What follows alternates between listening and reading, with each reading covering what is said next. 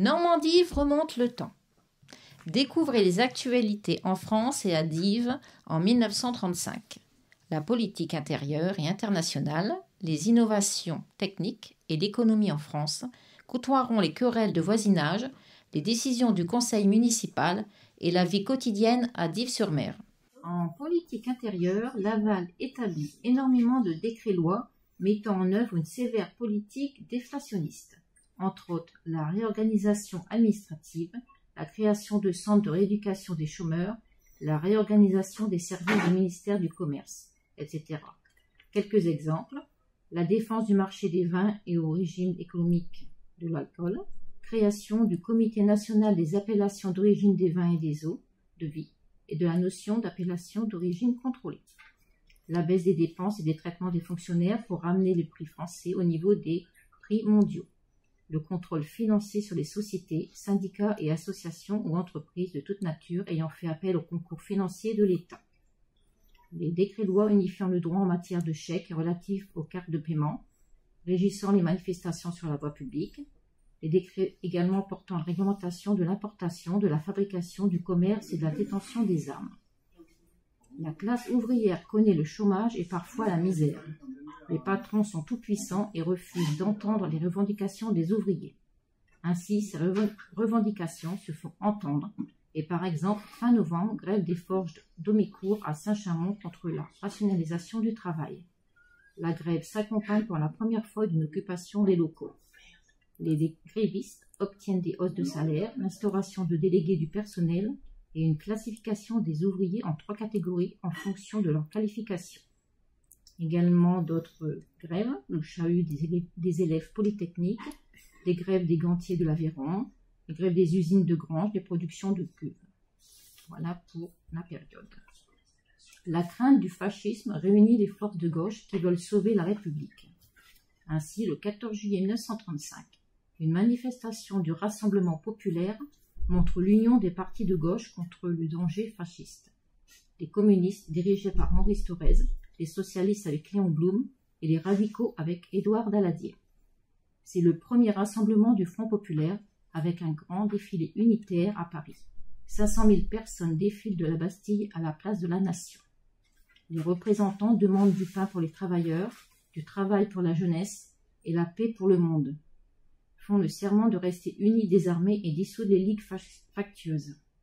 Conçu pour une journée, le Front populaire du travail, de la liberté et de la paix soulève l'enthousiasme et se donne des structures, avec en mot d'ordre de pain, paix et liberté, fondement de sa constitution à la fin de 1934. Ce rassemblement populaire voit le jour avec 4 grands partis politiques, la SFIO, le PC, le Radical socialiste, l'Union socialiste républicaine, les 4 mouvements, le Ligue des droits de l'homme, le Comité de vigilance des intellectuels, le Mouvement républicain des anciens combattants et le Mouvement pacifiste Amsterdam Pleyel, ainsi que 2 centrales syndicales, CGT et CGTU, qui fusionnent. L'expression Front populaire est créée par Marcel Cachin lorsque les radicaux rejoignent le Front commun socialo-communiste pour les élections municipales. Nous avons à cette période des émissions de télé. Ainsi, le 29 septembre, lancement de la Radio Cité à Paris. À l'exposition universelle de Bruxelles, les visiteurs découvrent la télévision. Le 8 novembre, un émetteur d'ondes courtes est installé sur la Tour Eiffel à Paris. L'émission de télévision à la définition de 180 lignes.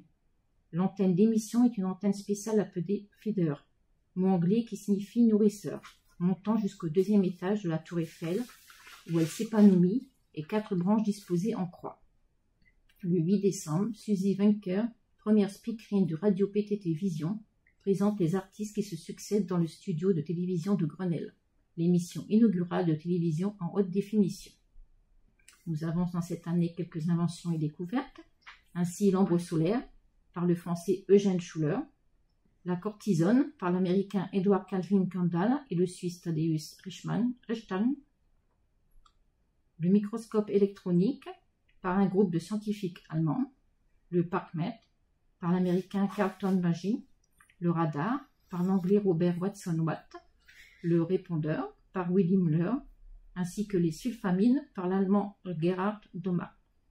sous le nom À de Paris, nous avons la démolition du palais du Trocadéro, Marie-Hélène, la construction du palais des colonies, du garde-meuble national et du pont du Carrousel.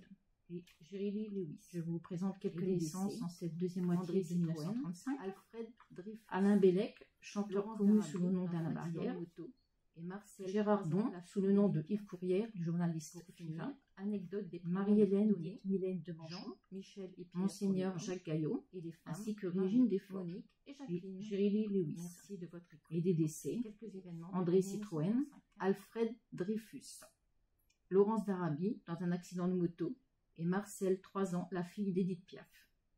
Pour finir, anecdote des prénoms les plus donnés, Jean, Michel et Pierre pour les hommes, et les femmes, Marie, Monique et Jacqueline. Merci de votre écoute pour ces quelques événements de l'année 1935.